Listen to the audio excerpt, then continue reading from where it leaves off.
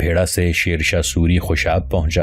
خواص خان اس کے ساتھ تھا۔ یہاں شیر شاہ سوری کو معلوم ہوا کہ ہمایوں اور کامران ایک دوسرے سے جدا ہو گئے ہیں اور مختلف راستوں پر چلے گئے ہیں۔ خود شیر شاہ سوری نے خوشاب ہی میں قیام کیا اور خواص خان کو حکم دیا کہ اپنے حصے کے لشکر کے ساتھ وہ جہلم کے مغربی کنارے ہمایوں کے تعاقب میں لگ جائے۔ شیر شاہ سوری کا حکم ملتے ہی خواص خان بڑی تیزی سے ہمایوں اور اس کے لشکر کے تعاقب میں لگ گیا۔ بعض مورخ تو یہ کہتے ہیں کہ خواص خان نے ہمایوں پر حملہ آور ہونے کی جرت نہ کی۔ یہ ان کی خام خیالی ہے۔ یہ خیال ان مورخین کا ہے جو شیر شاہ سوری کے خلاف اور ہمایوں کے حق میں لکھنے کی قسم کھائے ہوئے تھے۔ وہ ہمایوں کی خاطر سفید کو سیاہ اور سیاہ کو سفید بنانے کا عزم رکھتے تھے، ورنہ خواص خان تو شیر شاہ سوری کا وہ نڈر، جرری اور دلیر جرنیل تھا جس نے کہ 2 بار چوسا اور لگرام میں ہمایوں کی فوجوں کی دھجیاں بکھیر دی تھی، اور یہ خواص خان ہی تھا جس کی وجہ سے شیر شاہ سوری کو ہمایوں کے خلاف شاندار فتح نصیب ہوئی۔ ہمایوں سے کسی قسم کا تصادم نہ ہونا خواص خان کی کمزوری نہ تھی، بلکہ وہ شیر شاہ کے آہنی ضبط و نظام کا ثبوت ہے۔ شیر شاہ سوری دور بیٹھے ہوئے بھی اپنے حکام اور اپنی فوج کی نقل و حرکت کی رہنمائی کر سکتا تھا، اور خواص خان جیسا جرری، دلیر اور بہادر سپہ سالار بھی اس کے احکام کی خلاف ورزی کی تاب نہ لا سکتا تھا۔ ہمایوں نے کچھ عرصہ اپنے بھائی مرزا ہندال اور چچا ناصر مرزا کے ساتھ اچ میں قیام کیا، اور ملتان اور اچ کا درمیانی علاقہ ان دنوں ایک نو مسلم کے تسلط میں تھا جس کا نام لنگاہ تھا۔ یہ لنگاہ قبیلے سے تھا اور مرزا کامران کا باج گزار تھا۔ ہمایوں جب اس کے علاقے میں پہنچا تو اس بخشو لنگاہ نے ہمایوں کے ساتھ بڑا عمدہ سلوک کیا۔ ہمایوں نے اسے خان صاحب کا خطاب عطا کیا۔ ہمایوں کا یہ فعل ایسا تھا گویا وہ دہلی کے تخت پر جلوہ افروز ہو اور اعزاز و خطاب بخشنے کا اسے حق حاصل ہو۔ بخشو لنگاہ نے ہمایوں کی مدد اس ڈر کی وجہ سے نہیں کی تھی کہ ہمایوں ہندوستان کا شہنشاہ ہے، بلکہ وہ سندھ کے ارغون حکمران سے انتقام لینا چاہتا تھا، اور اس کی خواہش تھی کہ کچھ دن ہمایوں اپنے لشکر کے ساتھ اس کے علاقے میں قیام کرے، اس کے بعد سندھ میں داخل ہو اور سندھ کے ارغون حکمرانوں کو نقصان پہنچائے۔ کچھ دن بخشو لنگاہ کے ہاں قیام کرنے کے بعد بخشو لنگاہ کے پاس سے ہمایوں اپنے لشکر کے ساتھ سندھ کے ریگستانوں میں داخل ہوا۔ خواص خان ہمایوں کا تعاقب کرتا ہوا سندھ کے کناروں تک جا پہنچا۔ اچ سے 23 میل جنوب میں جہاں دریائے ستلج پنجاب کے دوسرے 4 دریاؤں سے جا ملتا ہے، کچھ دن قیام کیے رکھا۔ یہاں سے خواص خان کو ہمایوں کے راستے کا پتہ نہ لگ سکا کہ ہمایوں کدھر گیا ہے۔ دوسری طرف ہمایوں اپنے لشکر کے ساتھ روہڑی کی سیدھی سڑک چھوڑ کر جنوب مشرق کی جانب مڑ گیا۔ ہمایوں 26 جنوری 1541 عیسوی کو اپنے بھائی مرزا ہندال اور چچا ناصر مرزا کے ساتھ روہڑی پہنچ گیا، جہاں بھکر قلعے کے گورنر نے بڑی گرمجوشی سے ان کا استقبال کیا۔ مغرور ہمایوں نے بھکر کے گورنر کی اس مہمان نوازی کو اس کی کمزوری سے منسوب کیا اور فوراً حکم دیا کہ گورنر اطاعت قبول کر کے قلعہ اس کے حوالے کر دے۔ یوں بھکر میں داخل ہو کر اور قیام کرنے کے بعد اپنے بھائی اور چچا کے ساتھ ہمایوں کسی قدر سکون اور اطمینان محسوس کرنے لگا۔ خواص خان کو جب خبر ہوئی کہ ہمایوں اپنے لشکر اور بچے کچے ساتھیوں کے ساتھ روہڑی پہنچ گیا ہے تو اس نے ملتان میں پڑاؤ کر لیا تھا۔ یہ خبریں شیر شاہ سوری کو بھی پہنچ چکی تھیں، لہٰذا شیر شاہ سوری بھی اپنے لشکر کے ساتھ ملتان خواص خان کے پاس پہنچ گیا اور دونوں کے متحدہ لشکر نے ملتان میں قیام کر لیا تھا۔ ملتان میں قیام کے دوران ایک روز نیرمل اور کملاوتی دونوں اپنے خیمے میں خاموش بیٹھی تھیں کہ کملاوتی نے نیرمل کو مخاطب کیا کہ دیکھو نیرمل، میں بڑی بے چینی سے اب تک تمہارے جواب کا انتظار کرتی رہی ہوں۔ تم سے میں نے یاد دہانی اس لیے نہیں کرائی کہ گزشتہ دنوں کے دوران لشکر مار دھاڑ میں ہی مصروف رہا، ایک جگہ سے دوسری جگہ سے کہیں اور اسی طرح میں سمجھتی تھی کہ تمہیں اس بھاگ دوڑ میں فیصلہ کرنے کا موقع نہیں ملا ہوگا۔ اب جبکہ گزشتہ کئی روز سے لشکر نے ملتان میں قیام کر رکھا ہے تو میں تم سے سوال کروں گی کہ جو التجا میں نے تم سے کی تھی اس کے متعلق تم نے کیا فیصلہ کیا ہے؟ نیرمل نے تھوڑی دیر تک خاموش رہ کر غور سے کملاوتی کی طرف دیکھا، پھر خیمے میں اس کی آہستہ اور سرگوشی ملی جلی آواز سنائی دی۔ اس نے کہا کہ دیکھو کملاوتی میری بیٹی، جو کام تم مجھ سے لینا چاہتی ہو میں اس کے لیے تیار ہوں۔ اگر خواص خان نے تمہارے بھائی پالاموں کو قتل کیا ہے تو تم اس کا حق رکھتی ہو کہ اپنے بھائی کا خواص خان سے انتقام لو اور اسے قتل کرو۔ اس سلسلے میں نے ارادہ کر لیا ہے، بلکہ یوں جانو کہ یہ میرا عزم صمیم ہے کہ میں پوری طرح تمہارے ساتھ دوں گی تاکہ تم خواص خان سے انتقام لے سکو اور اسے ٹھکانے لگا سکو۔ پر دیکھو میرے اس فیصلے کے ساتھ ساتھ کچھ خطرات اور خدشات بھی وابستہ ہیں۔ निर्मल के इन अल्फाज से कमलावती ने चौंक कर उसकी तरफ देखा और पूछा कि कैसे खतरात। निर्मल पहले की तरह सरगोशी में कहने लगी कि सुनो कमलावती, अगर तुम बेखबरी में ख्वास खान पर हाथ डालती हो और उसे कत्ल कर देती हो तो याद रखो, क्योंकि तुमने मेरे पास क़याम कर रखा है और जब तुम पर कत्ल का शक हो जाएगा तुम्हारे साथ मैं भी धर ली जाऊंगी, और मैं अब इस उम्र में अपना अंजाम ऐसा नहीं देखना चाहती। देखो कमलावती, मैं तुम्हारा साथ देने का मुसम्मम इरादा किए हुए हूँ, लेकिन ये काम करने से पहले तुम्हें कुछ ऐसी मंसूबाबंदी करनी होगी कि मैं आसानी से यहाँ से निकल सकूं और मेरी जान महफूज रहे और तुम भी अपना आप बचाकर लश्कर से निकल जाओ। निर्मल के खामोश होने पर कमलावती ने हल्का सा कहकहा लगाया और कहने लगी कि निर्मल, तुमने मुझे डरा ही दिया था। जिन खदशात का तुमने जिक्र किया है इनकी तो कोई अहमियत ही नहीं है। देखो निर्मल, मैं ख्वास खान पर किसी मुनासिब वक्त में ही हाथ डालूंगी, यूं ही उस पर हमलावर होकर अपनी जान के अलावा तुम्हें भी खतरे में नहीं डालूंगी। मैंने जब ख्वास खान को कत्ल करना हुआ वस्ती हिंद या उसके आसपास जाकर करूंगी और उसे कत्ल करने से पहले मैं अपने चंद एतबार के खास आदमियों को भी वहां बुला लूंगी और उनकी मदद से ख्वास खान को ठिकाने लगाने के बाद मैं तुम्हें भी अपने साथ लेकर महफूज मस्कन की तरफ चली जाऊंगी। एक ऐसा मस्कन जहां शेरशाह सूरी के किसी जासूस या उसके किसी भी आदमी से हमें कोई खतरा न होगा। कमलावती की इस गुफ्तगू पर निर्मल ने खुशी का इजहार करते हुए कहा कि देखो कमलावती, अगर तू ऐसा कर गुजरे तो मैं समझूंगी कि ये तेरा मुझ पर एहसान है। निर्मल के खुश होने पर कमलावती फिर बोली कि देखो निर्मल, अब जबकि तू मुझ पर एतमाद कर चुकी है और मेरे काम में मेरी मदद करने का भी मुसम्मम इरादा कर चुकी है, तो मैं तुम्हें अपने एक और इरादे से भी आगाह करती हूँ जो अब तक मैंने पोशीदा रखा है। कमलावती के इन अल्फाज पर निर्मल ने बड़े गौर से उसकी तरफ देखा और पूछा कि कैसा इरादा। कमलावती जवाब में कहने लगी कि देखो निर्मल, मुझे इस बात का भी बेहद दुख और सदमा है कि गंगा ने इस्लाम कबूल कर लिया है और एक मुसलमान लड़की बनकर उसने ख्वास खान से शादी की है। तू जानती है गंगा कभी रोहतास की राजकुमारी थी और राजकुमारी की हैसियत से मेरा मोहतरम, मेरा अजीज महारथ उसे पसंद करता था। महारथ ने गुमनाम तौर पर गंगा के स्वयंवर में भी हिस्सा लिया था, लेकिन महारथ की बदकिस्मती के ख्वास खान ने ये स्वयंवर जीत लिया। फिर महारथ विधवा आश्रम से भी गंगा को इसलिए उठा लाया कि वो जुनून की हद तक उसे चाहता था, पर बुरा हो इस ख्वास खान का कि ये वहां भी पहुंच गया। गंगा को उसने हासिल कर लिया और महारथ का काम तमाम कर दिया। मेरा भाई पालामो अपने कुछ साथियों के साथ भाग निकलने में कामयाब हुआ। फिर पुर्तगालियों के साथ मिलकर उसने एक कुव्वत तैयार की, पर इस ख्वास खान ने हमला आवर होकर उस कुव्वत का भी खात्मा किया और मेरे भाई को भी कत्ल कर दिया। ख्वास खान को तो मैं महावत और पालामो के कत्ल की सजा में कत्ल करना चाहती हूँ, जबकि मैं गंगा को भी मौत के घाट उतार देना चाहती हूँ, इस बिना पर कि उसने अपना धर्म तर्क करके क्यों इस्लाम कबूल किया। तुम्हें मेरी इस तजवीज से कोई इख्तलाफ तो नहीं? निर्मल झट कहने लगी कि नहीं, मुझे कोई एतराज नहीं।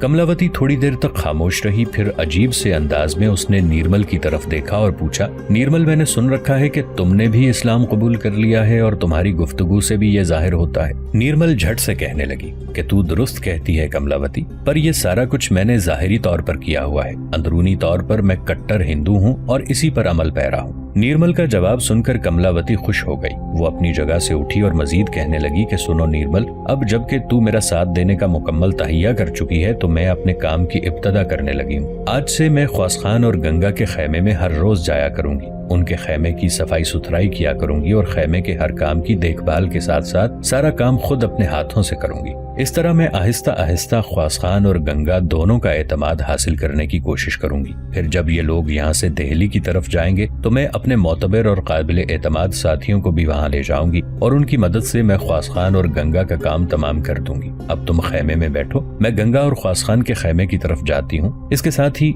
कमला देवी खैमे से निकल गई। ख्वास खान और गंगा दोनों मियाँ बीवी अपने खैमे में बैठे बाहम गुफ्तगू कर रहे थे कि खैमे के दरवाजे पर कमलावती नमूदार हुई। उसे देखते ही गंगा जरा पीछे हटकर बैठ गई, संभली और फिर बुलंद आवाज में कहने लगी कि कमलावती, क्या बात है, आ जाओ, तुम दरवाजे पर क्यों रुक गई हो? कमलावती आहिस्ता आहिस्ता आगे बढ़ी, फिर वो गंगा के सामने जा खड़ी हुई। उसने अपने पहलू में हाथ मारा और कहा कि बैठो, तुम खड़ी क्यों हो? क्या तुम्हें मुझसे कोई शिकवा है जो यूं रूठी रूठी लग रही हो? कमलावती गंगा के पहलू में बैठ गई, फिर बड़ी खुशकुन आवाज में कहने लगी। उसने कहा कि मैं आप दोनों से एक इल्तिजा और एक इल्तमास करने आई हूँ। मुझे उम्मीद है कि आप दोनों मुझे मायूस नहीं करेंगे। ख्वास खान बड़े गौर से कमलावती की तरफ देखते हुए पूछने लगा कि कैसी इल्तिजा और कैसी इल्तमास? कमलावती ने कहा कि मैं ये कहना चाहती हूँ कि मैं निर्मल के साथ खैमे में बेकार पड़े पड़े तंग आ चुकी हूँ। میرا وقت نہیں گزرتا۔ میری خواہش ہے کہ میں آپ کے خیمے کے ان سارے کمروں کی ساری صفائی ستھرائی خود کروں اور خیمے کی دیکھ بھال کے علاوہ جو دوسرا کام ہے وہ بھی اپنے ذمے لے لوں۔ اس طرح میرا وقت اچھا گزر جائے گا۔ کملاوتی نے یہ بات دھیمی دھیمی مسکراہٹ میں کہی تھی۔ خواص خان کچھ کہنا ہی چاہتا تھا کہ گنگا پہلے ہی بول پڑی۔ کہنے لگی، کملاوتی تو کیوں زحمت کرتی ہے؟ اپنے خیمے کا کام میں خود ہی کر لیتی ہوں، اور کبھی کبھی نیرمل بھی اس سلسلے میں آ کر میرا ہاتھ بٹا دیتی ہے۔ کملاوتی جھٹ بولی، دیکھ راجکماری گنگا، تم دونوں میاں بیوی کا کافی بڑا خیمہ ہے جس میں کئی کمرے ہیں۔ نیرمل اب بوڑھی ہو چکی ہے، وہ زیادہ کام نہیں کر سکتی۔ میں چاہتی ہوں کہ اس کی جگہ میں خود آپ دونوں کے خیمے کی صفائی ستھرائی کروں۔ یوں جانو ایسا کرنے میں میں سکون محسوس کروں گی اور میرا وقت بھی اچھا گزر جائے گا۔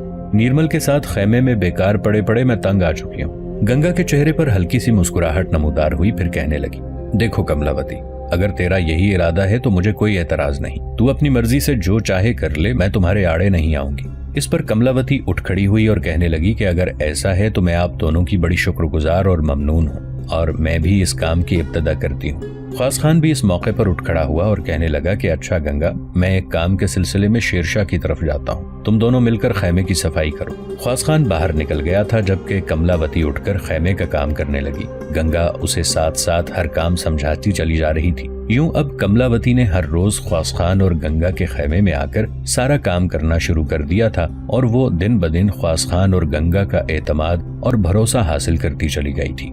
ملتان میں ایک ماہ قیام کے دوران شیرشاہ سوری عجیب سے شش و پنج اور شکوک و شبہات میں مبتلا رہا۔ اسے ہمایوں، اس کے بھائیوں اور اس کے دوسرے سالاروں سے مختلف خدشات تھے۔ اسے ہمایوں سے جو کہ سندھ میں تھا، کامران سے جو کہ کابل میں تھا، اور ہمایوں کا سالار مرزا حیدر جو کہ کشمیر میں اس وقت اپنے لشکر کے ایک حصے کے ساتھ قیام کیے ہوئے تھا، انتہا درجے کی فکر مندی تھی۔ وہ ان کے متعلق فکر مند تھا اور اسے خدشہ تھا کہ کہیں ان میں سے کوئی کسی مناسب وقت پر پلٹ کر پنجاب یا اس سے باہر دہلی کی سلطنت پر حملہ آور نہ ہو جائے۔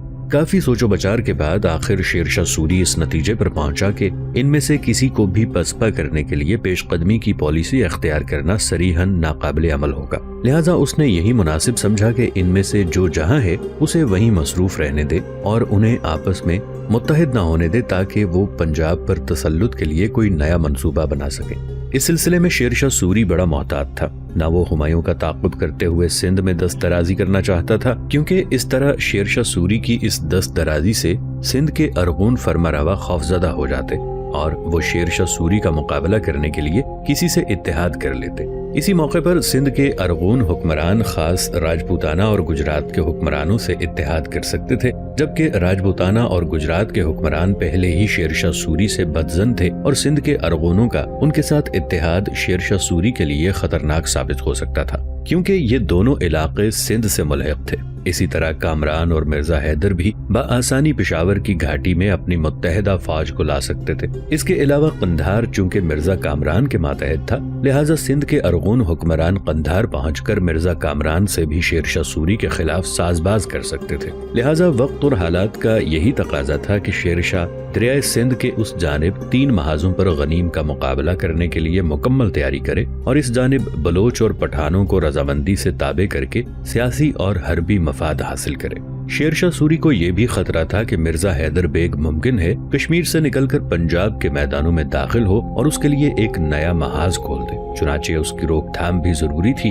اور اس کے لیے اس نے نمک کے پہاڑوں کے درمیان اپنی خاصی بڑی قوت کو رکھنا ضروری سمجھا تاکہ مرزا حیدر کسی بھی وقت شیرشاہ سوری کے لیے مصیبت کھڑی نہ کر سکے۔ ملتان میں قیام کے دوران شیرشاہ سوری ابھی انہی خیالات میں غلطاں پیچاں تھا کہ اسے ایک انتہائی بری خبر ملتان میں ملی، اور وہ یہ تھی کہ خضر خان جسے شیرشاہ سوری نے بنگال میں حاکم مقرر کیا تھا، اس نے بنگال کے سابق حکمران سلطان محمود کی لڑکی سے شادی کر لی تھی۔ اس خبر سے شیرشاہ سوری ایک طرح سے بکھلا گیا اور اسے اندیشہ ہوا کہ کہیں سلطان محمود کی لڑکی سے شادی کرنے کے بعد خضر خان شیرشاہ سوری کا ساتھ چھوڑ کر بنگال کے سابق حکمران سلطان محمود کے ساتھ نہ مل جائے اور اس طرح بنگال میں پھر اس کے لیے مصیبتیں اٹھ کھڑی ہوں۔ ان حالات میں شیرشاہ سوری نے فوراً ملتان سے اپنے لشکر کے ساتھ کوچ کیا اور وہ لاہور آن خیمہ زن ہوا۔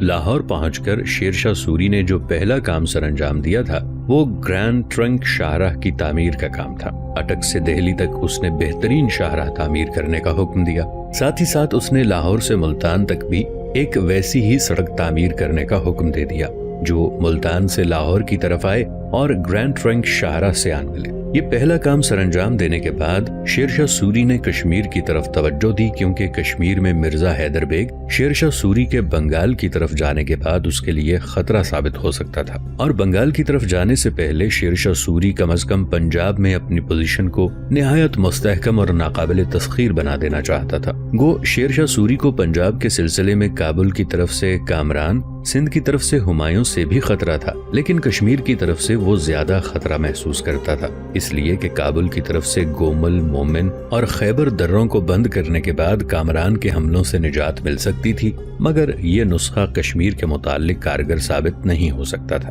کیونکہ کشمیر کے جنوب مغربی پہاڑی ڈھلانوں میں رہنے والی اقوام غیر افغانی تھیں، جن میں زیادہ تر جنجوا، گگر، جاٹ اور گجر وغیرہ تھے، جن کے ساتھ شیر شاہ سوری کے تعلقات برادرانہ نہ تھے۔ اس کے علاوہ کشمیر سے ہندوستان اور پنجاب آنے کے لیے تقریباً 26 مختلف راستے ہیں۔ ان سب راستوں کی دیکھ بھال کرنا اتنا آسان نہ تھا جتنا گومل، مومن، خیبر دروں کی حفاظت کرنا تھا، لہٰذا کابل اور سندھ کی نسبت پنجاب کے لیے شیر شاہ سوری کشمیر کی طرف سے مرزا حیدر کی صورت میں زیادہ خطرات محسوس کرتا تھا، لہٰذا سب سے پہلے شیر شاہ سوری نے حیدر بیگ کی طرف سے ہی پنجاب کے دفاع کے لیے قدم اٹھایا۔ کشمیر کی طرف سے کسی ممکنہ حملے کی روک تھام کے لیے شیر شاہ سوری نے سب سے پہلے نمک کے کوہستانی سلسلے پر قبضہ کرنے کی ٹھانی۔ نمک کا کوہستانی سلسلہ وہی ہے جو جہلم، شاہپور، میاں والی ضلعوں کے شمال میں وقوع پذیر ہے۔ نمک کے اس کوہستانی سلسلے میں بہت سی اقوام آباد تھی جو کشمیر کی طرف سے حملہ آور ہونے والوں کا ساتھ دے کر شیر شاہ سوری کے لیے مصائب کھڑے کر سکتی تھیں، لہٰذا کشمیر کی طرف سے اپنے آپ کو محفوظ کرنے کے لیے سب سے پہلے شیر شاہ سوری نے نمک کے کوہستانی سلسلے پر قبضہ کرنے کا فیصلہ کیا۔ دہلی میں مسلم حکومت کے آغاز ہی سے نمک کا کوہستانی سلسلہ انڈو آرین قوم مثلاً جاٹ، گجر بھائی، کھوکھر لوگوں کے لیے جن کو مغربی پنجاب کے میدانوں سے مسلم حملہ آوروں نے نکال دیا تھا، ان کے لیے پناہ لینے کا مقام بن گیا تھا۔ نمک کے کوہستانی سلسلوں کا علاقہ حقیقت میں ایک پرشورش نیم مسلط حکومت تھی جس کی جانب دہلی کی سرکار کوئی توجہ نہ کرتی تھی۔ اس سلسلے میں جو کھوکھر آباد تھے، پہلے تو وہ خوشاب کے اس پار دریائے سندھ کے کنارے آباد تھے اور ان کا شمار قدیم کھشتریوں میں ہوتا تھا۔ یہ اپنا نسلی رشتہ نمک کے پہاڑوں کے روایتی اور مشہور ہیرو رائے سال سے بھی جوڑتے تھے۔ بعد کو ان کھوکھروں کی ایک شاخ راجپوتانہ چلی گئی اور وہاں پہنچ کر ناگور میں آباد ہو گئی۔ یہاں سے اس نے کھوروں اور دیگر راجپوتی قبائل سے رشتہ ازدواج قائم کیے اور اپنی طاقت کو مزید مستحکم کیا۔ انہی کھوکھروں کی دوسری شاخ جو نمک کے کوہستانی سلسلوں میں رہ گئی تھی، جنجوا کہلاتی تھی۔ یہ جنجوا مشرق کی طرف بڑھے اور گکھروں کے علاقے جو کہ نمک کے پہاڑ کے علاقے کے اصلی مالک تھے، وہاں پر آباد تمام دیگر قبائل پر اپنا تسلط قائم کر لیا۔ کچھ راجپوت قبائل کی طرح گکھر بھی غالباً مشہور یوچی اور سیتھن قبائل سے تعلق رکھتے تھے۔ فرق صرف اتنا تھا کہ ان کے الگ تھلگ پہاڑیوں میں رہنے کی وجہ سے ان میں برہمنی تہذیب و تمدن کی تبلیغ نہ ہونے پائی تھی، اس لیے ان میں قدیمی نامانوس وحشیانہ پن، عجیب رسم و رواج اور جنگجو خصلت جیسی کی تیسی رہ گئی تھی، اس لیے یہ دیگر ہندوستانی قبائل سے بچھڑے ہی رہے۔ 13ویں صدی سے آگے اس خطے میں جنجوؤں اور گکھروں کے درمیان ہولناک جنگوں کا سلسلہ شروع ہو گیا۔ ان لڑائیوں کا مقصد اس خطے میں اپنا اقتدار اور غلبہ جمانا۔ گاہ بگاہ دہلی کے سلاطین بھی اس خطے میں اپنی فوجیں بھیج دیتے تھے، لیکن ان کا منشا یہ نہ تھا کہ وہ اس علاقے کو زیر کر کے مستقل طور پر دہلی کی سلطنت میں ملا لیں، بلکہ وہ اس طرح اپنی شان و شوکت کا مظاہرہ کیا کرتے تھے۔ جب ان علاقوں میں سیاسی انقلاب ہوتے تھے تب وہ وہاں سے دست اندازی کرتے تھے اور شکست خوردہ فریق کی امداد کر کے وہاں کے حکمران کو تخت سے ہٹا دیتے تھے۔ بابر کے ہندوستان میں آنے کے وقت بھی جنجوا اور گکھر لوگ باہمی لڑائیوں میں الجھے ہوئے تھے۔ بابر نے پہلے گکھروں کے خلاف جنجوؤں کی مدد کی، لیکن جب گکھر سردار رائے سارنگ مستقل طور پر مغلوں کا وفادار اور معاون بن گیا تو بابر نے اپنی پالیسی بدل دی۔ اس وقت سے رائے سارنگ مغلوں کا وفادار تھا۔ شیر شاہ سوری کے وقت تک گکھر ایک طرح سے مغلوں ہی کے حق میں تھے، لہٰذا شیر شاہ سوری نے اپنے حق میں سیاسی رائے کو کرنے کے لیے گکھروں کے مقابلے میں جنجوؤں کا ساتھ دینے کا عزم کیا۔ فن حرب کے نقطہ نظر سے بھی نمک کے کوہستانی سلسلوں کی اہمیت اتنی زیادہ رہی ہے کہ یونانی، یوچی، غزنی اور غوری حملہ آوروں سے لے کر بابر اور شیر شاہ تک کوئی بھی حکمران ان کو نظر انداز نہیں کر سکا۔ اس کی خاص وجہ یہ ہے کہ شمال مغرب سے آنے والا کوئی بھی حملہ آور اس پہاڑی علاقے سے اپنی فوج दफ्फतन पंजाब के बीचों बीच इस तरह ला सकता है कि फौज की नकलो हरकत का किसी को गुमान भी ना हो। चुनाचे शेर शाह सूरी ने पंजाब को महफूज करने के लिए पहले इन्हीं कोहिस्तानी सिलसिलों की तरफ तवज्जो दी।